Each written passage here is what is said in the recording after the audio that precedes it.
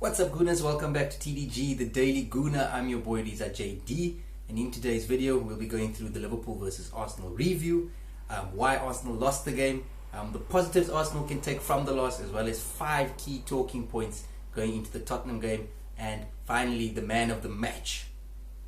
As always, guys, don't forget to hit a thumbs up and sub so you don't miss any future content on the channel. Also comment in the comment section below. I'd love to hear who was your man of the match for Liverpool versus Arsenal, as well as how you think Arsenal lost the game. So straight into it, review time. We lost 3-1, Liverpool scoring 3 goals, 2 at the second half, 1 in the first half. Arsenal getting consolation closer to the end of the Lucas Torreira on the score sheet. A little bit of consolation, but in the end, Arsenal should be happy with that goal. It summed up their work during the course of the game. In the first half, Arsenal did have a couple of chances. Pepe in particular caused Van Dijk, the best centre-back in the Premier League. He caused Van Dijk a lot of problems. Pepe causing Van Dijk a lot of problems, the best centre-back in the Premier League. So that's a big positive for Pepe and his confidence going into the rest of the season. Very big player he's going to be for Arsenal, and hopefully we see him start against Tottenham. The key thing on how Arsenal lost was obviously their formation. Their setup was very narrow, and it was evident in the first half. Liverpool, with all the space they had on either side of the field, left and right hand side, Robertson and Trent Alexander-Arnold just causing so much problems with balls into the box and just too much space for them. It was evident in the 40th minute. Arsenal looked absolutely exhausted from chasing the ball. Liverpool just switching the ball left to right all the time, and as a result, the inexperience of the midfield, given that Emery started Guendouzi, Ceballos and Willock, it showed. In the first half it showed. These guys were exhausted. They've never played a game at Anfield. The pressure got to them. It's the type of stadium that sucks you in when you're not playing well. And I don't think Arsenal particularly didn't play well in the first half. They were just outclassed, and that's the problem. This is the European champions. They won the Champions League last season. They finished runner-up to Man City by 1 point.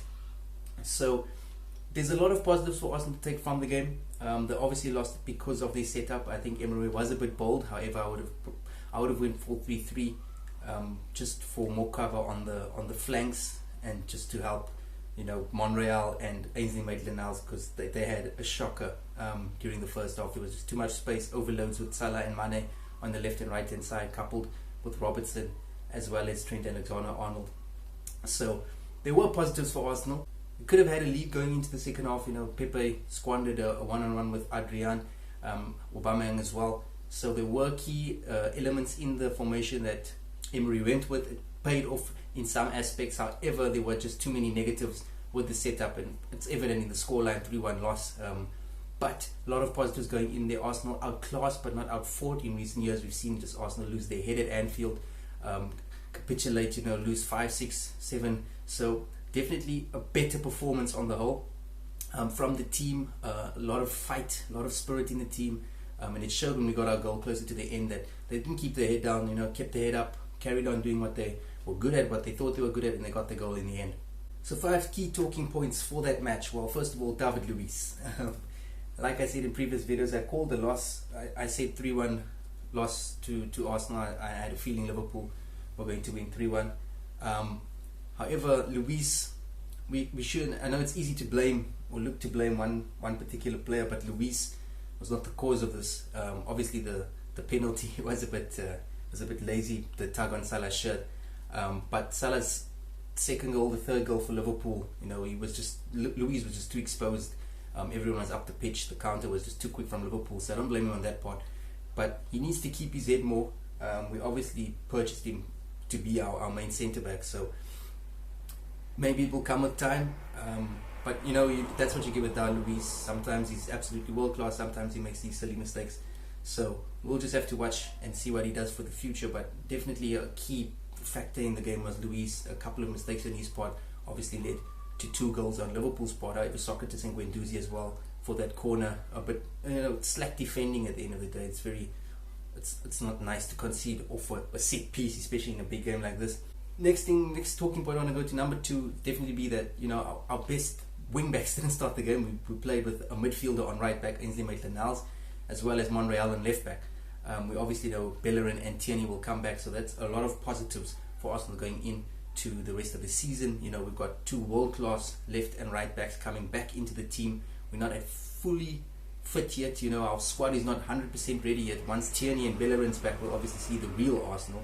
So definitely something we can look forward to in that regard, and hopefully they'll be able to deal better with what we saw against Liverpool this weekend on the flanks. Third key talking point have to be Dani Ceballos. A lot of people are pointing fingers at him. You know, it's his first game at Anfield. You know, he's still acclimatizing to the Premier League, to the pace, to the physicality. It was evident he struggled, but you know, going into the rest of the season, I think he'll take a lot of positives from it, learn what he struggled with, and obviously try and be better in future matches. He did struggle, let's be honest. The pace of the game was just far ahead of him. He tried to do a little bit too much when he could have just, you know, let the ball go.